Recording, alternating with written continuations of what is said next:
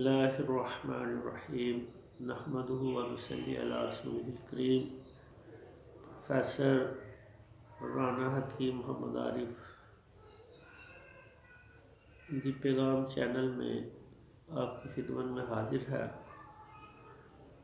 میرے محترم بزرگوں، دوستوں، بھائیوں، ننھے منھے بچوں، میری ماؤں، بہنوں، ہمارا مقصد ایک ایسے معاشرے کا قیام ہے جو معاشرہ گناہوں سے پاک ہو، ایسا معاشرہ جس میں ایک دوسرے کی مدد کی جائے، ایک دوسرے کا احساس کیا جائے، مشکل وقت میں ایک دوسرے کا خیال رکھا جائے۔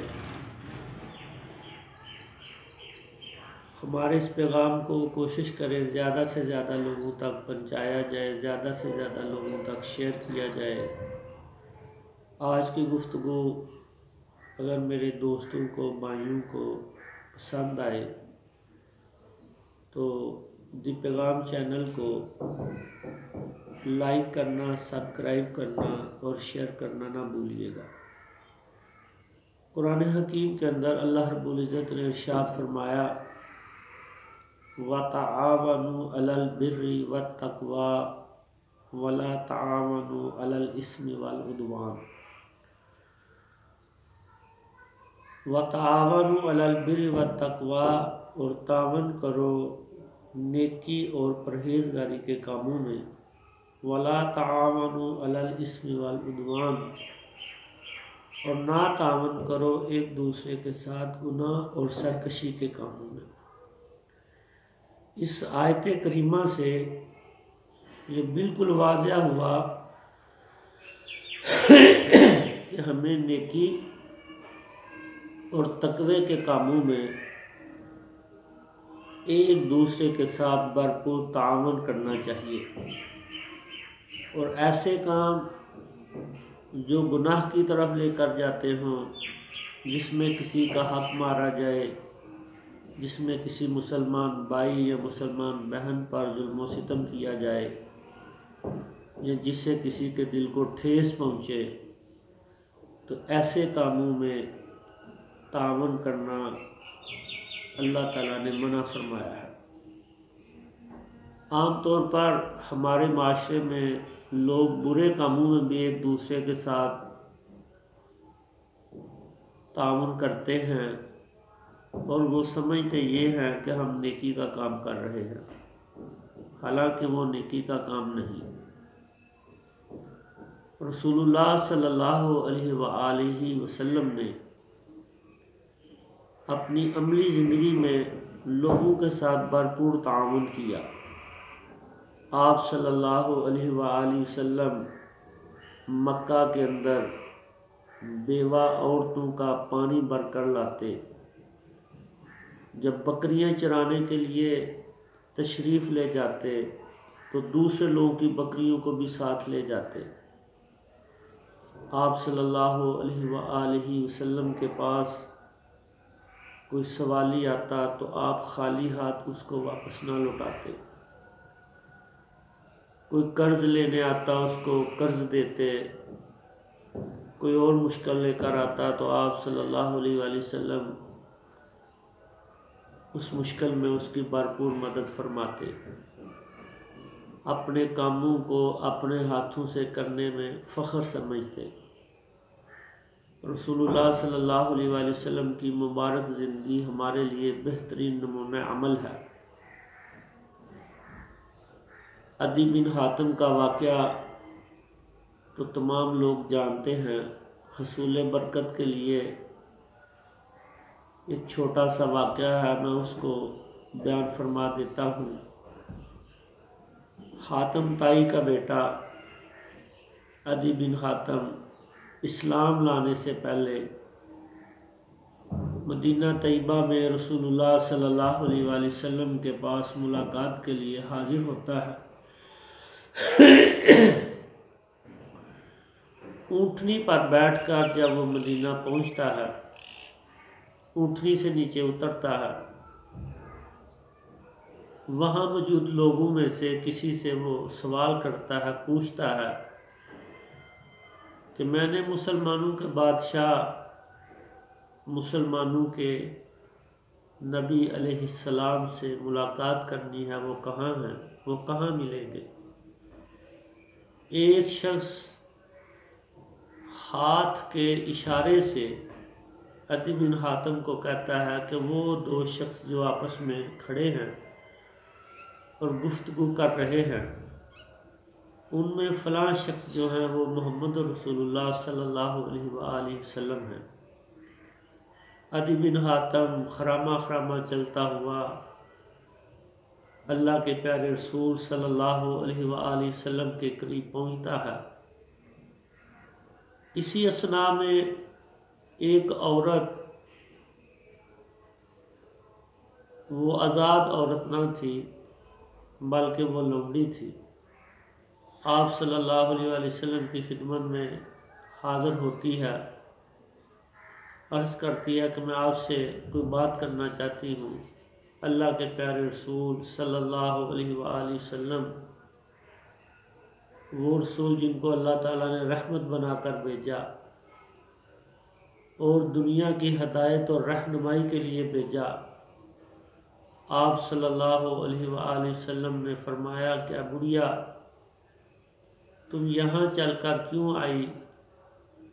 تو کسی کے ہاتھ مجھے پیغام بھیج دیتی تو میں تمہاری بات سننے کے لیے تمہارے گھر تشریف لے آتا۔ بس عدی بن حاتم نے اتنی ہی بات سنی تھی کہ دل باغ باغ ہو گیا۔ دل نے گواہی دی کہ یہ اتنے بڑے بادشاہ ہو کر ایک لونڈی کو یہ کہہ رہے ہیں کہ تو یہاں چل کر کیوں آئی؟ اگر تو مجھے پیغام بھیج دیتی تو میں تمہاری بات سننے کے لیے خود چلا آتا۔ تو فرمایا یہ واقعی اللہ کے محبوب نبی علیہ السلام ہیں۔ تو عدی بن حاتم کے گلے میں وہ سلیب تھا، ہار تھا، زنجیر تھی جس کے نیچے سلیب کا نشان تھا، اس کو اس نے توڑا اور آپ صلی اللہ علیہ وآلہ وسلم پہ ایمان لے آیا۔ اتنا وہ متاثر ہوا رسول اللہ صلی اللہ علیہ وآلہ وسلم کے مبارک اخلاق سے۔ اسی طرح صحیح بخاری کی حدیث میں آتا ہے، آپ صلی اللہ علیہ وآلہ وسلم نے ایک مرتبہ صحابہ کرام میں ایک ایسے شخص کا ذکر کیا جو اس دنیا سے چلا گیا تھا، فوت ہو گیا ہوا تھا۔ وہ دنیا میں تجارت کیا کرتا تھا وہ شخص۔ تو آپ صلی اللہ علیہ وآلہ وسلم نے فرمایا کہ جب وہ شخص اللہ تعالیٰ کے ہاں پیش ہوا تو اللہ تعالیٰ نے اسے پوچھا کہ اے بندے، کون سا تو نیک عمل لے کر میرے پاس آیا ہے؟ تیرے پاس کون سی نیکی ہے؟ تو اس نے عرض کیا، یا مالک و مولا، اے میرے رب اللہ عز و جل، میں دنیا میں تجارت کیا کرتا تھا، جو لوگ مجھ سے قرض لیتے تھے، جو دولت مند تھے، اگر ان کے پاس واپسی کے لیے رقم نہ ہوتی تو میں ان کو مہلت دیتا تھا، اور اے میرے رب اللہ عز و جل، جو غریب لوگ ہوتے تھے، جو قرض واپس نہ کر سکتے تھے، تو اے اللہ میں تیری رضا کے لیے ان کو قرض معاف کر دیا کرتا تھا۔ آپ صلی اللہ علیہ وآلہ وسلم نے فرمایا، جب اس بندے نے اللہ تعالیٰ کے ہاں یہ بات بیان کی تو اللہ تعالیٰ نے اس بندے کو بخش دیا، اسے کچھ نہ کہا۔ کیوں کہ جو اہل دنیا کے اوپر رحم کرتا ہے اللہ تعالیٰ اس پہ رحم کرتا ہے، اور جو شخص اہل دنیا پر رحم نہیں کرتا اللہ تعالیٰ کی ذات اس کے اوپر رحم نہیں کرتی۔ دنیا کے ساتھ اچھا سلوک کرنا، ہمسایوں کے ساتھ اچھا سلوک کرنا، عزیز و اقارب کے ساتھ اچھا سلوک کرنا،